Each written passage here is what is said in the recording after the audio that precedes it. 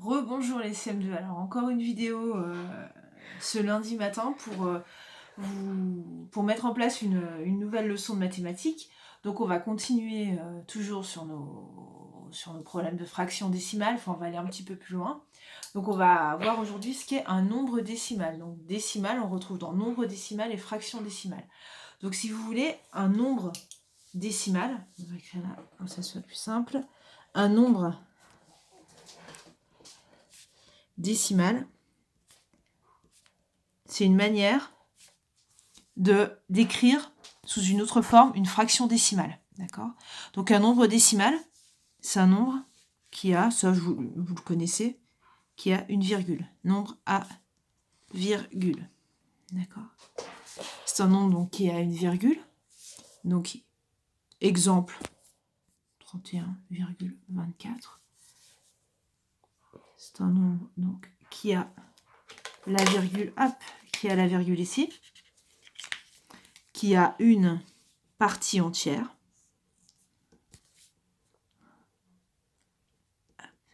et qui a une partie décimale. Après la virgule, c'est décimale. D'accord ? Ce qui va nous faire penser à fraction décimale. C'est pour ça qu'on va repartir des fractions décimales. Donc vous avez la partie décimale et la partie entière. Alors, on va partir de... Faites l'exercice, vous, ce que vous allez avoir à faire chez vous, ce sont les exercices qui sont à la page 90. D'accord. On va moins utiliser la partie d'habitude, la partie de la bande dessinée, mais je vais essayer de vous expliquer un petit peu comment vous allez faire ces exercices. Donc, avant de commencer, donc les exercices, vous voyez, il y en a 5. Si c'est beaucoup pour vous, ou si vous avez du mal à comprendre, vous pouvez faire que le 1, le 3 et le 4. Et vous laissez le 2 et le 5. Après, ceux qui arrivent à tout faire, bien évidemment, vous faites tout. Donc, pour partir de cette leçon, vous allez imprimer, je vous ai envoyé un tableau de numération. Donc, le tableau de numération, normalement, ça doit vous rappeler quelque chose. Vous voyez, on avait déjà fait. Donc, nous, si vous voulez, on s'était occupé, si je le plie comme ça, jusqu'à maintenant, au début de l'année, quand on avait revu les grands nombres, on s'était occupé que de la partie entière. Donc, on avait vu la classe des millions, la classe des milliers, la classe des unités simples. Donc, normalement, ça, c'est encore relativement clair pour vous. Donc, la classe des milliers, des millions, pardon, des milliers, des unités simples. Donc, ça correspond à la partie entière dont je vous parlais tout à l'heure. Hop là, je montre comme ça. La partie entière, voilà. Et aujourd'hui, nous, on va agrandir notre tableau. Donc, vous allez imprimer ce tableau en y rajoutant la partie décimale. Donc, je redis, la partie décimale, c'est la partie qui est après la virgule. Donc, si vous voulez, là, si on fait comme ça, si vous voulez, hop, là, il y a une virgule. D'accord ? Là, c'est l'emplacement de la virgule. Là, ce sont les chiffres qui sont avant la virgule. Et ça, ce sont les chiffres qui sont après la virgule. Donc, ce tableau, ce que vous allez faire, vous pouvez pour que ce soit plus facile pour utiliser. Donc, déjà, vous pouvez surligner ce que j'ai surligné. Et vous pouvez le mettre dans une pochette plastique comme ça. Vous vous rappelez, on faisait ça à l'école. On utilise son stylo des rallyes lecture. Comme on ne fait plus de rallye lecture, au moins notre feutre il nous servira à quelque chose. Et on va travailler à partir de ce tableau. Donc, si je reviens à mon tableau du jour, voilà. Je vous ai dit que le nombre décimal, c'était une façon d'écrire une fraction décimale. Donc, par exemple, si je pars, je vais vous redonner une fraction décimale donc sous forme de somme. Donc 6 par exemple plus 3 dixièmes, on va dire. Hop. Plus, je vais reprendre l'exemple du 8 centièmes. Voilà. Plus 9 millièmes. Voilà. Donc on se rappelle toujours les fractions décimales. J'ai d'abord l'unité. Après, à l'intérieur de l'unité, j'ai des dixièmes. Encore plus petit, j'ai des centièmes. Et encore plus petit, j'ai des millièmes. Donc ça, c'est une révision de ce qu'on a vu avant les vacances. Donc, on va essayer d'écrire cette fraction décimale sous forme d'un nombre décimal. On voit qu'il y a toujours le décimal qui se retrouve. Donc, c'est là que va intervenir mon tableau. J'ai 6. Donc, 6, on voit que c'est une unité simple. C'est pas une unité de 1000, c'est pas une unité de centaines de milliers, c'est 6 unités tout simples. Donc, je la mets ici, d'accord ? Hop. Alors, j'écris à l'envers, c'est pas toujours simple. Voilà, 6. Ensuite, ici, j'ai 3 dixièmes. On voit que ma partie décimale, elle commence par ce qu'il y a de plus grand pour aller vers ce qu'il y a de plus petit. exactement comme la partie entière. On commençait par ce qui est plus grand pour aller vers ce qui est plus petit. Bah ici, c'est pareil. Donc les plus grands dans la partie décimale, c'est les dixièmes. On se rappelle, les dixièmes, c'est ce qu'il y a de plus grand. C'était notre grande case.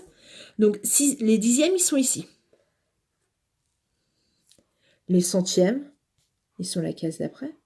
Les millièmes, ils sont la case d'après. Et vous voyez que même sur votre tableau, on a écrit ça sous forme décimale, c'est-à-dire que 1 dixième, c'est pareil que 0,1. D'accord? Par exemple, c'est pareil que 1 divisé par 10. Là, c'était 1, là, c'est 0,1. Là, c'était 10, donc du coup, là, sur 100, 0,01. Millième, 0,001. 1 partagé en 1000. Donc ça, pour l'instant, on va laisser un peu de côté. Si ça vous parle pas trop, pour l'instant, on va laisser de côté. On verra après. Donc ici, je reviens à mon exemple. J'avais 6 plus 3 dixièmes. Donc 3 dixièmes, combien j'ai de dixièmes? Ils sont là. J'ai combien de centièmes? 8. Je vais écrire à l'endroit, ça ira mieux, ça sera plus lisible. Et j'ai 9 millièmes. Voilà. Et si vous vous rappelez, je vous avais dit, ma virgule, elle est ici. Donc 6 plus 3 dixièmes plus 8 centièmes plus 9 millièmes, bah, je l'ai transformé en un nombre décimal. Donc est égal, regardez, hop, on laisse écrire comme ça, est égal à 6,389. Donc dans 6,389, j'utilise ici, c'est mon nombre de dixièmes. NB, c'est nombre de dixièmes. Je vais vous l'écrire vraiment en lettres. Ici, le 8. On va faire aussi en rouge, j'ai pas trop de couleurs. C'est le nombre de centièmes.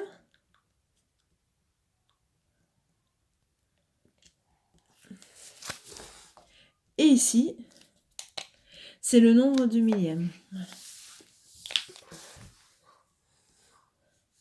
Donc, comme d'habitude, les enfants, n'hésitez pas à faire des pauses dans votre vidéo pour vraiment comprendre ce que je dis et vraiment avoir le temps d'assimiler. Si vous voulez, je peux vous en redonner un autre. Tenez, on va faire celui-là.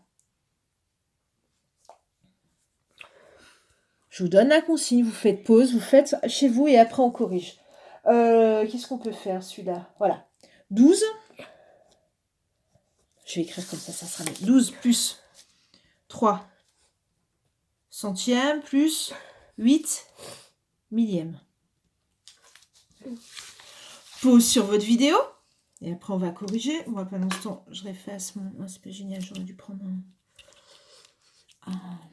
un mouchoir. C'est pas grave, on va faire comme ça. Donc, je pense que vous avez fait. Donc, 12.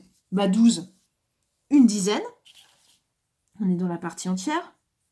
Et 2 unités. Donc, 12, ça, c'est facile à placer, ça. Vraiment, on l'avait fait il y a beaucoup de fois.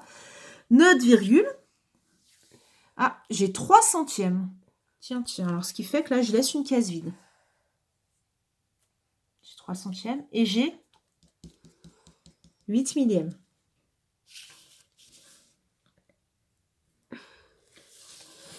Donc, dans nos tableaux, c'est comme les tableaux de mesure. On ne peut pas laisser de case vide. Donc, ici, en fait, j'ai 0 dixième. D'accord? Effectivement, ici, je vois, je n'avais pas de dixième. Je passais directement au centième. Donc, ça, c'est égal à 12,038. Voilà. Toujours pareil. Alors, je vais peut-être pas réécrire.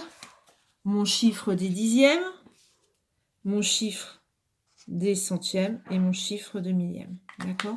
Ou mon nombre, voilà. Alors, donc voilà, pour cet exercice, je pense pas que ça soit très très difficile. Cette fois-ci, maintenant, on va faire le contraire pour recoller aux exercices que vous avez à faire.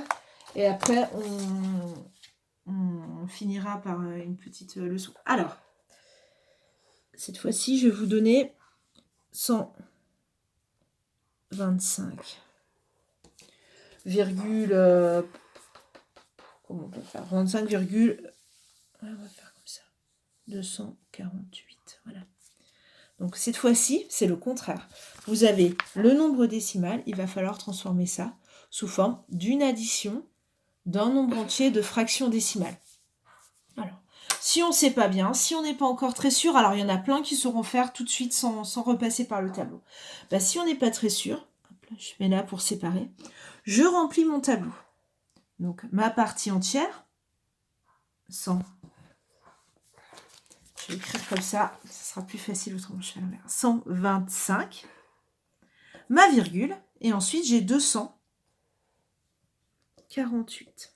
Donc ça, il va falloir que je le transforme sous une forme d'un nombre entier, plus une partie décimale, qui s'écrira sous forme de fraction décimale. Donc 125, bah, ça va rester... Comment on va faire? 125, voilà. Plus, je m'occupe de mon chiffre des dixièmes. J'ai combien de dixièmes? Hop, j'en ai 2. 125 plus 2 dixièmes. Plus, j'ai combien de centièmes? J'en ai 4.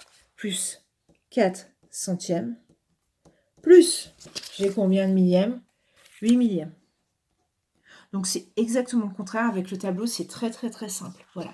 Le tableau, il est bien pour aujourd'hui. Après, bien évidemment, qu'il va falloir qu'on apprenne à s'en séparer. Je crois que c'est à peu près tout. Est-ce que... Après, je vais vous laisser travailler sur les exercices. On peut refaire juste un dernier qui correspond à l'exercice 5. Donc, par exemple, vous avez 8... on va faire comme ça, ouais. 8, ici, on va laisser un point. Ici, on va mettre 42. Est égal, alors on le retransforme sous forme d'un entier avec une fraction décimale. Donc 8 plus, on va mettre 3 dixièmes, plus...